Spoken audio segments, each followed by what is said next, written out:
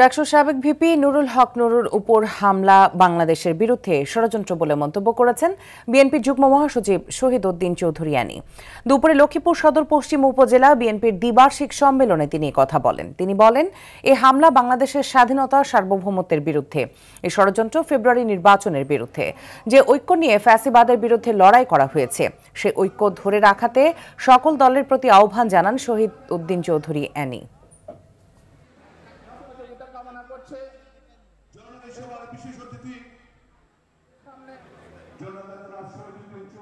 আজকে ডাকসুর লিপি নুরুর রক্তাক্ত হইতে পারে, নুরুর উপর আঘাত করে করেছে, এটা খুঁজে বের করতে হবে।